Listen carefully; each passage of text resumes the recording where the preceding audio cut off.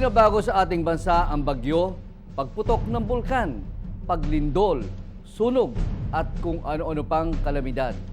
Ito ay hindi natin maiiwasan, pero maaari natin itong paghandaan.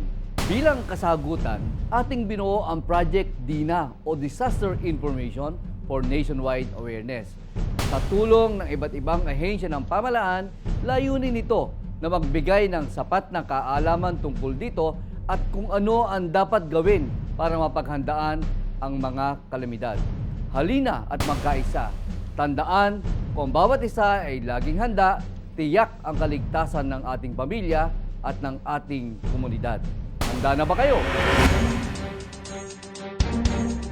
Ang sunog sa tahanan, ang pinakahihilakbot na pangyayaring maaaring maranasan sa inyong buhay. Noong 2012, nakapagtala ang Bureau of Fire Protection ng 4,079 na sunog sa kabahayan. Halos kalahati ng kabuang 8,798 na naitalang sunog sa bansa. Noong parehong taon, 252 ang namatay sa sunog, 745 ang nasaktan at mahigit sa 3.7 billion pesos ang naabong ari-arian. Upang maibsan ang pagkakaroon ng aksidente dulot ng sunog, idinaraos tuwing Marso ang Fire Prevention Month. Gamitin ang panahong ito para tingnan ang mga electrical wires sa ating tahanan at opisina. Upang mabawasan ang panganib ng sunog sa inyong tahanan, mag-install ng smoke detector sa mataas na bahagi ng inyong bahay. Siguraduhin gumagana ito sa pamamagitan ng pagsuri ng baterya o power supply. Kailangan mayroong nakaantabay na pang-apula ng sunog, katulad ng fire extinguisher. Sa paggamit nito, tandaan ang letrang PASS. P. Pull the pin. A. Aim the nozzle at the base of the fire. S. Squeeze the lever. And S. Sweep side to side. Magkaroon ng emergency exit plan sa inyong tahanan at ipaalam ito sa mga kasama sa bahay. Kung may kasama kayong bata o may kapansanan, planuhing mabuti ang kanilang kaligtasan sa oras ng sakuna.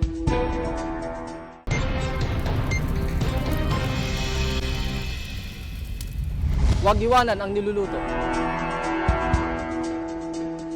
Itagong mabuti ang mga posporo, lighter at anumang kemikal na maaaring pagmulan ng sunog.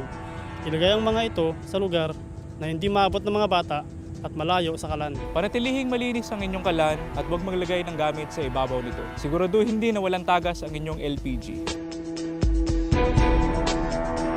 Tanggalin sa saksakan ng mga appliance pagkatapos gamitin. Iwasan ang pag-overload ng mga saksakan at huwag gumamit ng sirang kordon. Layo ang kandila sa mga bagay na madaling masunog at huwag kalimutang patayin ito bago matulog. Kung nagpiprito at biglang nagliyab ang kawali, huwag itong buhusan ng tubig. Sa halip, takpan ito ng basang tela.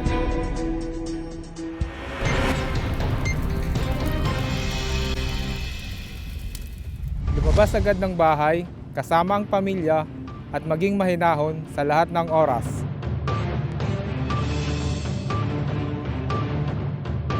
Isara ang pinto ng nasusunog na kwarto, maging ang mga pintuang madadaanan upang hindi kumalat ang apoy. Bago buksan ang anumang pinto, pakiramdaman muna ito gamit ang likod ng inyong kamay. Kapag ito'y mainit, maaaring may sunog sa kabila nito.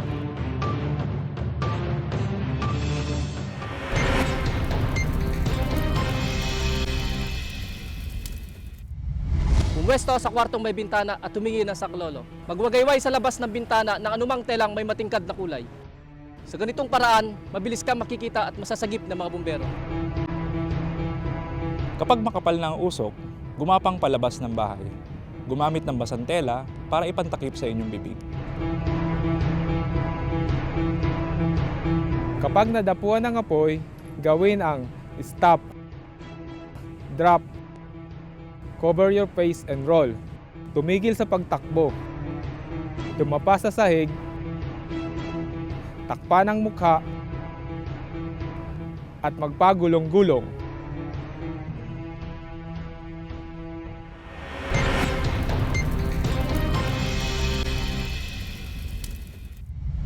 Suriin ang sarili at ang mga kasama.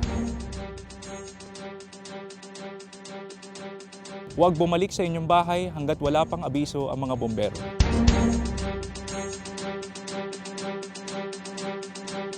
Tamang kaalaman ay kahandaan. Maging ligtas, maging panatag. Pilipinas.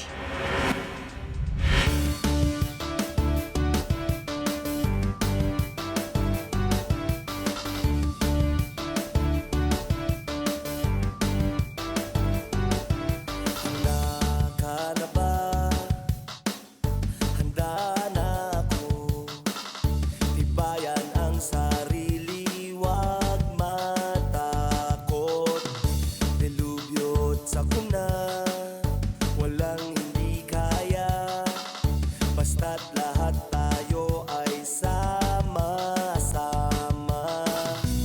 Habang may panahon, maganda ngayon tayo'y aahon. Maging ligtas, maging panatag, Pilipinas. Maging ligtas, maging